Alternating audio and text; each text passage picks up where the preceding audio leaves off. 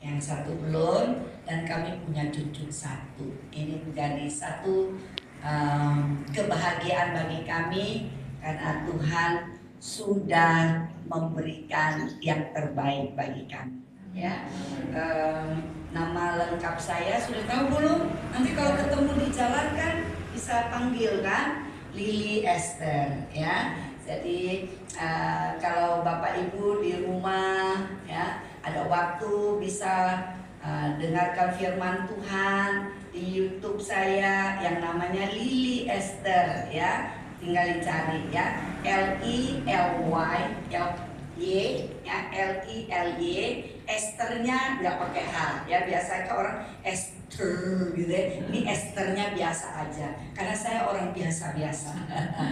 Jadi bersyukur ya, saya sangat bahagia kalau hari ini boleh berada di GPDI MWC ya. Terima kasih sama Tuhan. Saya percaya karena Tuhan yang membawa saya sehingga saya boleh berada di tempat ini. Baik, kita akan merenungkan satu bagian firman Tuhan yang diambil dari Filipi pasal yang ketiga. Filipi pasal yang ketiga ya. Ayat yang ke-13 sampai dengan ayat yang ke-14. Filipi pasal yang ketiga ayat 13 sampai dengan 14. Demikian firman Tuhan katakan, saudara-saudara, aku sendiri tidak menganggap bahwa aku telah menangkapnya, tetapi ini yang kulakukan. Aku melupakan apa yang telah di belakangku dan mengarahkan diri kepada apa yang di hadapanku dan berlari-lari kepada tujuan untuk memperoleh hadiah, yaitu panggilan surgawi dari Allah dalam Kristus Yesus. Amin. Ya, yang berbahagia adalah orang yang membaca, merenungkan firman dan mengamalkan firman dalam kehidupan sehari-hari. Tema khotbah pada pagi hari ini adalah, sebentar ya, ini kelihatan. Ada bisa ditayangkan? Nggak bisa ya? Oh, nggak bisa. Oke, kalau nggak bisa ditayangkan, nggak apa-apa, nggak usah bingung ya. Kita tetap bisa berkhotbah walaupun tidak ada PowerPoint-nya ya. Baik, sebenarnya sudah saya siapkan, tapi nggak bisa buka ya. Oke, baik. Tema renungan kita hari ini adalah lepaskan belenggu masa lalu, tatap hari esok. Apa temanya? Lepaskan belenggu masa lalu, tatap hari esok. Saya akan memulai renungan firman di minggu pagi ini dengan sebuah cerita. Sudah di sebuah sirkus biasanya kan banyak binatang-binatang ya, ada gajah, ada anjing, dan macam-macam ya. Nah, suatu hari ada sirkus, kumpulan sirkus ini mereka punya gajah yang sudah besar, akhirnya melahirkan sebuah anak gajah. Nah, anak gajah ini dari kecil diikat ya, talinya pakai rantai di sebuah tiang yang kecil sebenarnya ya. Jadi anak gajah ini oleh tukang sirkusnya mau dilatih lah ya, supaya dari kecil dilatih kemudian dia ikat. Sudah Seringkali anak gajah yang kecil ini berontak, ingin lepaskan daripada rantai yang diikat di tiang itu. Tiangnya kecil, tapi dia selalu nggak bisa. Dia selalu berusaha dan berusaha nggak bisa. Akhirnya anak gajah itu makin lama karena dikasih makan makin besar kan, dia makin besar. Kemudian karena dia sudah berpikir tidak bisa melepas, dia punya rantai yang diikat itu. Walaupun dia sudah besar, sebenarnya sangat mudah karena dia punya kekuatan yang begitu luar biasa untuk melepaskan diri dari ikatan itu. Namun gajah ini karena sudah bertahun-tahun ya, berbulan-bulan tidak bisa lepas, akhirnya dia sudah punya konsep, aku nggak bisa melepaskan diri. Saudara, anak gajah ini walaupun sudah menjadi gajah yang remaja, yang sudah besar, tetapi dia tetap punya konsep, dia tidak mempunyai kekuatan untuk melepaskan diri dari ikatan belenggu itu. Sudah, bukankah kehidupan kita seperti demikian juga? Tanpa kita sadari, kadang-kadang belenggu masa lalu kita begitu membelenggu kita sehingga kita menjadi lupa bahwa ada masa depan yang bisa kita tatap, ada masa depan yang bisa kita song-song. Karena belenggu masa lalu kita begitu kuat mengikat kita sehingga kita seperti tidak punya kekuatan apa. Nah, itu bisa puji Tuhan. Ya. Lanjut. Nah, kita lihat anak gajah yang terikat itu ya. Seperti itulah kehidupan daripada kita. Setiap kita punya masa lalu, baik masa lalu kita itu ada yang menyenangkan ataupun ada yang tidak menyenangkan.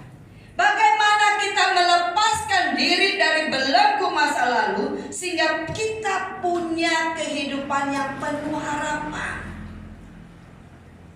Jangan seperti anak gajah yang merasa, aku nggak bisa berdaya, aku nggak bisa punya kekuatan untuk melepaskan diri dari masa lalu saya. Bersama dengan Tuhan kita dimampukan. Jadi bagaimana kita bisa melepaskan diri dari belenggu itu? Yang pertama, kita harus akui bahwa kita ada masa lalu.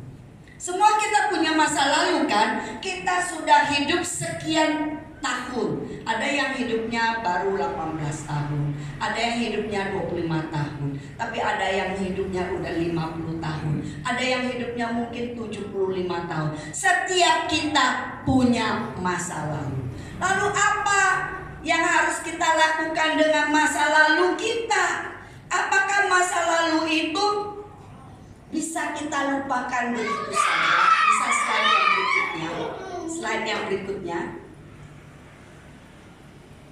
Terus sudah lihat. Nah, jadi masa lalu kita adalah suatu masa yang sudah berlalu. Dan saat ini belum tentu akan terulang masa lalu itu. Betul? Kalau masa lalu itu menyenangkan, kita tentu dengan sukacita, dengan nyaman untuk mengingatnya. Tetapi kalau masa lalu itu adalah masa yang tidak menyenangkan, masa yang begitu suram, masa yang begitu kelam, rasanya kita mau ingat pun kita tidak mau. Tetapi karena kita adalah manusia, kita nggak mungkin bisa lupa sama masa lalu kita, nggak bisa. Hanya orang yang Alzheimer, tahu Alzheimer? orang yang pikun, yang nggak bisa ingat masa lalunya, atau orang yang mengalami kecelakaan tiba-tiba sehingga dia amnesia, maka dia lupa masa lalunya. Jadi saudara, sesungguhnya kita tidak bisa melupakan masa lalu kita. Namun kita tidak boleh tertawan dengan masa lalu kita, sehingga kita merasa kita tidak lagi punya masa depan, karena kita selalu ingat akan masa kelam kita. Saudara, ada banyak hal yang dialami kita waktu masa kecil, ya, sehingga membuat kita itu tertawan pada masa lalu kita. Ya, ada orang masa lalunya yang begitu kelam. Waktu kecil dia berada, dia hidup di panti asuhan, ya. Kemudian dia kurang kasih sayang daripada bapak dan ibunya. Atau waktu kecil dia itu sering dibully sama temennya. Waktu SMP, ya, waktu masa-masa dia mencari identitas, dia dibully oleh orang lain. Dia dianggap si bodoh, dia dianggap si miskin, dia anggap si jelek, dianggap si gendut, dianggap si pendek, dan banyak hal-hal yang membuat dia itu sedih, ya. Tetapi saudara, kita jangan mau tertawan masa lalu kita. Masa lalu memang tidak bisa kita lupakan. Tapi masa lalu itu jangan sampai menghambat masa depan kita. Rugi nggak kalau kita itu tertawa dengan masa lalu kita, sehingga kita mengekspresikan diri kita sebagai orang yang tidak bisa berbuat apa-apa. Rugi sekali. Sudah ada sebuah cerita, ada seorang anak. Dia dilahirkan dari sebuah keluarga yang sangat menyedihkan. Ibunya, ya, adalah korban perkosaan. Karena ibunya ini adalah, ya, seorang perempuan yang berkulit hitam, ya. Dia dilecehkan, ya. Jadi waktu dia di gereja pun dianggap orang yang tidak punya bapak, ya. Sedih sekali, ya. Selalu disepelekan, gak punya bapak, anak haram. Predikat itu kalau dibilang anak haram itu paling gak suka kan, gak enak kan. Tapi itu melekat. Suatu hari gereja itu pendeta baru yang datang. Pendeta baru ini tidak tahu tentang latar belakang daripada anak itu. Kemudian pendeta baru ini berkata, "Nak, siapa bapakmu?" Waduh, orang-orang pada waktu itu tertawa terbahak-bahak. Nah, waktu itu pendeta ini sense, merasa ada, wah, pasti ada something wrong. Anak itu juga langsung tertunduk, malu begitu, ya. Kemudian si Pak Pendeta ini dengan satu kalimat yang bijak dia katakan, "Oh, bapakmu adalah bapak yang penuh kasih." Saudara, kalimat itu menjadi satu tangkapan yang istimewa buat si anak ini. Bapakmu adalah bapak yang penuh kasih. Bilang dia. Kemudian lalu pada akhirnya si anak kecil yang kelihatannya tidak berdaya ini, dia selalu ingat kata pendeta itu, "Bapakmu adalah bapak yang penuh kasih." Sekalipun dia tidak tahu siapa bapaknya, tapi dia percaya bahwa bapak yang penuh kasih itu adalah bapak surgawi, bapak yang mampu untuk mengubah masa lalunya yang begitu kelam, yang begitu memalukan. Dia belajar. Ceritanya akhirnya dia menjadi seorang wali kota di sebuah negara di Amerika sana. Dan setelah dia menjadi seorang wali kota yang luar biasa, dia selalu mengingat apa yang menjadi kata Pak Pendeta itu. Bapakmu adalah Bapak yang penuh kasih. Itulah yang membuat semangat baginya untuk menjalani masa depan. Saudara, masa lalu adalah masa lalu dan belum tentu akan terulang. Bagaimana masa lalu yang kelam, yang tidak menyenangkan itu bisa menjadi satu batu lompatan bagi seseorang itu untuk menyongsong masa depan yang penuh harapan. Hanya mungkin terjadi yaitu ketika ada pemulihan dalam Kristus. Slide yang berikutnya. Jadi Tuhan Yesus itu mengampuni dan memulihkan kita. Dari 1 Yohanes pasal pertama ayat yang 9 dikatakan bahwa kalau kita mengaku akan segala dosa dan kesalahan kita, maka Tuhan itu memberikan pengampunan kepada kita. Waktu kita menerima pengampunan dan pemulihan daripada Tuhan, itulah menjadi awal daripada kebangkitan kita. Inilah menjadi awal pemulihan kita. Kalau kita merasa bahwa Tuhan Yesus sudah mengampuni kita yang orang berdosa, maka kita juga mau belajar untuk mengampuni diri kita sendiri dan mengampuni orang lain. Seringkali kita tidak bisa mengampuni diri kita sendiri. Aduh, kenapa ya aku ini bodoh? Kenapa ya aku ini punya latar belakang yang seperti ini? Kenapa ya kehidupan keluargaku tuh seperti ini? Kenapa ya aku tidak dilahirkan dari sebuah keluarga yang kaya raya? Kenapa ya aku tidak lahir dari sebuah keluarga yang terhormat? Sudah nggak ada gunanya penyesalan itu. Tuhan sudah taruh kita lahir di sebuah keluarga yang kita tidak bisa pilih. Saya nggak bisa pilih untuk menjadi orang Tionghoa.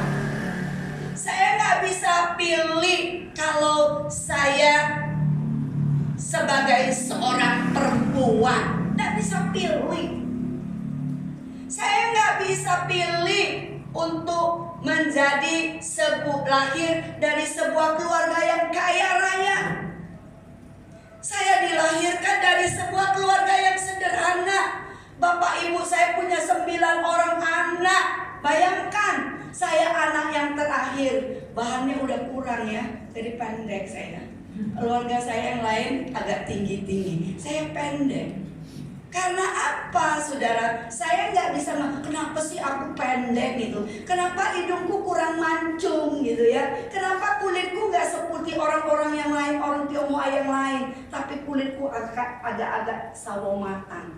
Gak apa-apa juga, saudara. Jadi waktu Tuhan memulihkan kita, maka kita akan menerima keberadaan diri kita. Sangat penting adalah penerimaan diri kita. Waktu kita menerima diri kita apa adanya, ini menjadi langkah awal kita untuk maju dengan hati yang sudah diperbarui. Sudah ingat Rasul Paulus? Rasul Paulus sebelumnya bernama Saulus. Dia mempunyai masa lalu yang kelam. Dia seorang pembunuh. Dia seorang penganiaya orang-orang Kristen. Ngeri ya. Siapa yang mau bergaul dengan orang seperti demikian? Pada waktu ketika dia bertemu dengan Tuhan, dia percaya Yesus Kristus sebagai Tuhan dan Juru Selamat. Ada pemulihan di dalam kehidupannya. Ya, dia mau melangkah ke gereja, orang takut banget. Nanti pembunuh itu datang mau membunuh kita. Banyak orang waktu itu tidak mau menerimanya. Tapi kemudian setelah dia membuktikan bahwa dia sudah menjadi orang yang hatinya diperbarui, dan kemudian bagaimana dia bisa menjadi orang yang melayani Tuhan dengan sangat luar biasa. Dan banyak kali penderitaan yang harus dia alami karena dia sudah menjadi orang yang dipulihkan oleh Tuhan. Saudara mau dipulihkan? Amin. Kalau saudara mau dipulihkan, saudara mau mempunyai masa depan yang cemerlang, masa depan yang gemilang, maka hanya dimampukan, ya, hanya bisa kalau saudara sudah diampuni oleh Tuhan Yesus Kristus. Amin. Saudaraku yang kasih di dalam Tuhan, poin yang ketiga yang bisa kita renungkan adalah memilih untuk tidak terperangkap masa lalu. Saudara boleh pilih, ya. Apakah saudara mau tetap terperangkap masa lalu? Itu pilihan saudara. Kalau saudara mau terjebak dan tertawan pada masa lalu seperti gajah yang punya kekuatan untuk merdeka, tapi tidak mau merdeka karena selalu berpikir dia tidak bisa. Tapi kalau saudara memilih untuk mau melepaskan diri, firman Tuhan katakan, ya, bahwa aku berlari, ya, berlari, ya, untuk apa? Untuk melupakan masa yang lalu, ya, melupakan yang di belakang, ya. Ada lagu, aku melupakan apa yang telah di belakangku dan mengarahkan diri kepada apa yang di hadapanku dan berlari, lari, lari, lari, lari, lari, lari, lari, lari pada tujuan untuk mendapatkan karya kemuliaan dari Yesus Kristus Tuhan kita.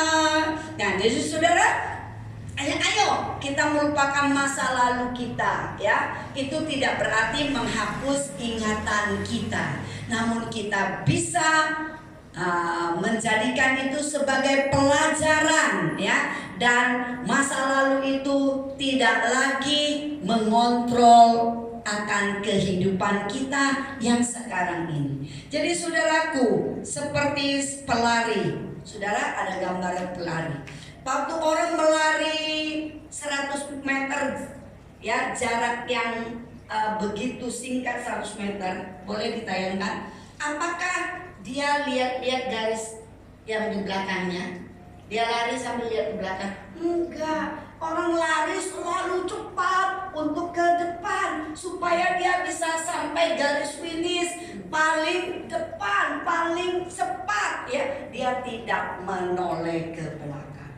Jadi pelari hanya fokus pada garis depan, baru dia bisa memenangkan pertandingan itu. Kita juga demikian di dalam kehidupan kita di dunia ini.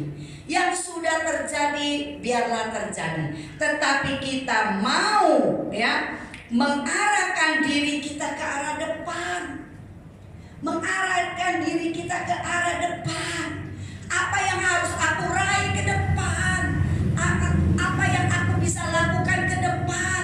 Masa depanku harus adalah masa depan yang cemerlang bersama dengan Tuhan. Aku bisa karena Tuhan selalu merancangkan hari esok kita yang penuh dengan harapan. Sudah, tapi kita gak bisa menjadi orang yang pasif.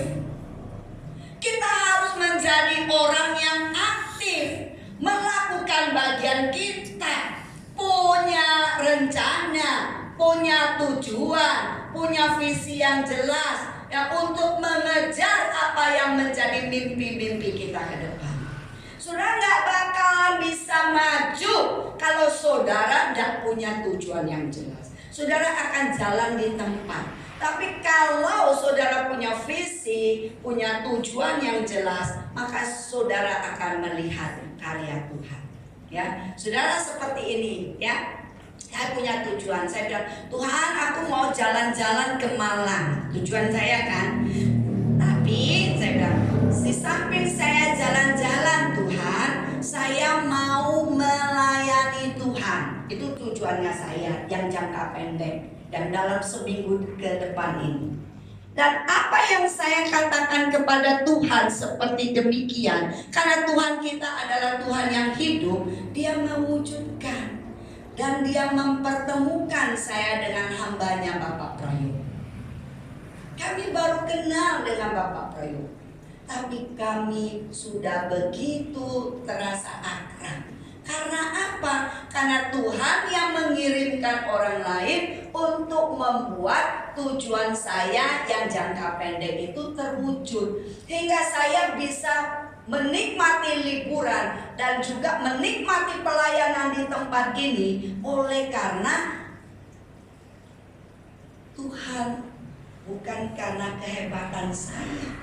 Jadi saudara, apapun yang menjadi tujuan kita, walaupun tujuannya untuk hari ini, tujuan seminggu, atau tujuan sebulan depan, atau tahun 5 tahun yang akan datang, 10 tahun yang akan datang, 20 tahun yang akan datang, 30 tahun yang akan datang, maka kita harus membuat perencanaan yang tentu kita selaraskan dengan kehendak Tuhan. Maka kita akan melihat ya rencana yang indah Tuhan sediakan bagi setiap orang. Jadi saudara, jangan tertawa dengan masa lalu. Saudara, bukan secara kebetulan tadi pagi ya, pagi-pagi jam 4 lewat kami bangun, karena jam 5-an udah harus siap untuk jalan ke sini. Kami bersaat teduh. Ya, di saat teduh itu berbicara tentang bagaimana Yusuf ya yang berada di Mesir, yang bertemu kembali dengan saudara-saudaranya yang sudah menjual dia. Dan dia pada waktu pertemuan itu dia pada akhirnya dia mengungkapkan siapa dirinya. Sudah luar biasa ya. Yusuf tidak mau tertawan masa lalunya. Dia tidak menyimpan dendam kepada kakak-kakaknya yang sudah menjualnya. Bahkan dia mengatakan ya, Tuhan yang membawa dia terlebih dahulu ke Mesir untuk boleh menyiapkan semua makanan sehingga keluarga mereka boleh terpelihara. Itu semua karena rancangan daripada Tuhan. Saudara, ketika kita menghadapi masa-masa yang sulit, kita sepertinya merasa wah, udah tamat riwayatnya kita. Tapi tahu nggak bahwa Tuhan itu mengatur semua. Yang kelihatannya buruk menurut pemandangan kita, tapi di hadapan Tuhan belum tentu buruk. Saudaraku, maukah kita mengarahkan diri kita ke arah depan? Jangan terperosok kepada masa lalu kita. Jangan kita menjadi tawanan pada masa lalu kita. Kenapa ya Tuhan kok izinkan aku seperti ini? Kenapa ya Tuhan mengambil istri yang saya kasihi? Kenapa ya Tuhan mengambil suami yang saya kasihi? Kenapa ya Tuhan izinkan saya kok diberhentikan dari pekerjaan ya? Padahal Tuhan juga ada rancangan yang baik. Tuhan mengizinkan kamu berhenti daripada pekerjaan itu. Kemudian kamu dapatkan pesangon. Dari pesangon itu kamu bisa wira swasta, sehingga kamu bisa menjadi orang yang duitnya lebih banyak daripada seorang pegawai. Bukankah Tuhan bisa melakukan itu semua? Kenapa ya udah umur kepala 30 kok belum juga ada cowok yang lirik-lirik, atau udah umur 35 belum ada cewek yang lirik-lirik. Wah, kita menjadi bunda bulana. Wah, kita merasa tidak nyaman. Sudah, padahal dalam rangka Tuhan menyiapkan yang terbaik, Tuhan mau memberikan kepada kita. Mau nggak kita tetap punya tujuan yang jelas, punya visi yang jelas sesuai dengan yang Tuhan mau? Saudara, tidak ada orang yang bisa membuat kita lebih baik kecuali Tuhan. Saudara, hari ini renungan firman ini tidak akan punya dampak apapun kalau kita tidak terapkan di dalam kehidupan kita. Mau nggak kita mengatakan saya mau bebas dari belenggu masa lalu dan mempunyai masa depan yang lebih baik? Saudara mengatakan mau. Tapi kalau saudara mengatakan mau, ada bagian yang saudara harus lakukan. Itu membina hubungan yang dekat dengan Tuhan melalui doa dan baca firman. Saudara nggak punya kekuatan kalau saudara nggak berdoa. Saudara nggak punya kemampuan untuk melakukan banyak hal kalau saudara tidak berdoa dan membaca firman. Saudara, saya mau mengatakan tahun ini usia pernikahan kami sudah 36 tahun.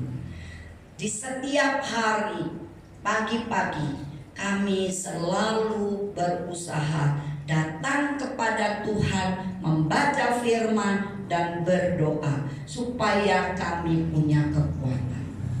Soalnya sekarang orang begitu gampang cerai, ya, begitu gampang terjadi perselingkuhan. Oleh karena apa?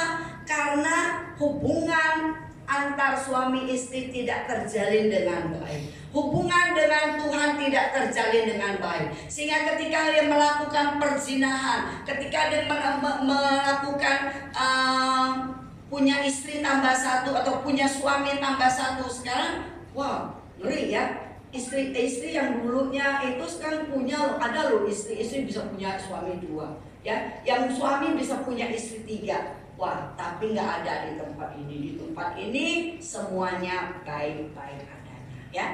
Jadi ayo kita terapkan hubungan yang dekat dengan Tuhan, hubungan yang dekat dengan komunitas pelayanan gereja, dan itu akan membuat kita bisa terbebas dari belenggu masa lalu. Ayo kita susun tujuan dan rencana kita yang selaras dengan kehendak Tuhan. Nah, kalau sampai nggak bisa juga, ya, kok nggak bisa ya? Aku kok nggak bisa jalan maju? Aku kok jalannya di tempat untuk bisa terbebas daripada belenggu masa lalu dan menyongsong masa depan yang penuh dengan harapan? Maka saudara juga perlu konseling dengan konselor rohani.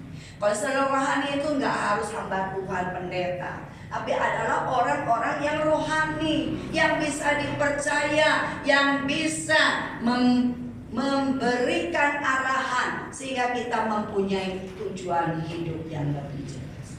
Saudaraku, saya nggak tahu apa yang menjadi latar belakang kehidupanmu di masa lalu, tapi saya mau mengatakan apapun masa lalu, ketika engkau datang kepada Tuhan, ya, dan ketika engkau mengatakan aku mau melupakan apa yang telah di belakangku dan aku mau mengarahkan diri kepada apa yang di hadapanku dan berlari-lari untuk mempunyai tujuan yang memperoleh hadiah, yaitu panggilan surgawi dari Allah dalam Kristus Yesus. Jadi panggilan kita adalah panggilan dari Allah untuk menyenangkan hati Allah. Sudahkah kita hidup menyenangkan hati Tuhan? Sudahkah kita hidup memuliakan nama Tuhan? Karena dengan kita hidup memuliakan nama Tuhan, kita mampu membawa orang-orang, ya, untuk menikmati juga panggilan surgawi, ya, untuk menjadi anak Tuhan. Saudara, kita hanya bisa mengatakan Tuhan, ini aku mau, ya. Ketika engkau berkata aku mau, maka Tuhan yang mengerti akan segala keberadaan saudara, Dia yang akan membebaskan saudara dari belenggu masa lalu. Mari kita tundukkan kepala. Apa yang Tuhan bicarakan pada hari ini kepada saudara, tangkap itu sebagai momen Tuhan mau memberikan pembaruan kepada saudara. Saudara bisa mengatakan, ini saya Tuhan, Saya mau Tuhan membebaskan saya dari belenggu masa lalu, untuk saya bisa menyongsong hari depan yang penuh harapan. Tolong saya Tuhan. Jika ada di antara saudara yang mengatakan, ini aku mau melepaskan daripada belenggu masa lalu, dan Tuhan tolong ampuni saya, supaya saya bisa mempunyai masa depan yang lebih baik.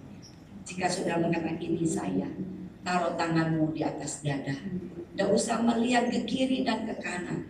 Tuhan, Engkau lihat tangan-tangan yang telah taruh di atas dada. Mereka mau melepaskan diri daripada belenggu masa lalu yang begitu suram, yang begitu menyakitkan, yang begitu tidak diharapkan, tapi seringkali itu terngiang-ngiang di otak mereka, terngiang-ngiang di telinga mereka. Tuhan, tolong mereka, kasihani mereka ya Tuhan. Tuhan, ubah mereka. Tuhan, Engkau lihat satu demi satu. Tuhan, jamah, sekalipun hamba-Mu tidak tahu akan apa yang menjadi tawanan dari hati mereka, tapi Tuhan, hari ini Engkau membebaskan mereka dari segala tawanan-tawanan yang tidak menyenangkan. Terima kasih Tuhan. Kami percaya mulai saat ini mereka punya masa depan yang cemerlang. Saudara yang mengatakan saudara mau, saudara bisa ikut saya berdoa satu kalimat demi satu kalimat. Tuhan Yesus, saya mengaku saya punya masa lalu yang begitu kelam. Saya orang berdosa. Hari ini Tuhan, saya minta Engkau memberikan pembebasan kepada saya. Hari ini Tuhan, pulihkan saya, sehingga saya punya masa depan yang cemerlang. Saya percaya Tuhan Yesus sudah mati bagi dosaku. Tuhan Yesus sudah menang, karena Tuhan Yesus sudah bangkit. Dan kebangkitan ini juga memberikan kebangkitan rohani pada diriku. Terima kasih Tuhan. Roh Kudus tinggal dalam hati saya, dan Roh Kudus memurnikan hati nurani saya, membimbing saya untuk lebih dekat kepada Tuhan. Terima kasih Tuhan. Saya punya Bapa yang baik. Saya punya Bapa yang mengasihi saya. Saya punya Bapa yang tidak melupakan saya. Sekalipun orang-orang melupakan saya, orang-orang menghina saya, tapi Bapa di surga selalu mengasihi saya dengan tulus. Terima kasih Tuhan. Saya percaya hari ini hari pemulihan bagi hidup saya, dan saya percaya bahwa saya sungguh-sungguh boleh menjadi orang yang menyenangkan hati Tuhan. Terima kasih Tuhan. Dalam nama Yesus saya berdoa. Yang percaya katakan amin. Saudara, oleh karena saya juga harus melayani di tempat yang lain, mungkin hari ini gaya ibadah kita sedikit agak berubah, sedikit saja ya. Nanti setelah doa berkat baru ada pemuluh. Ya, saudara, ada satu pujian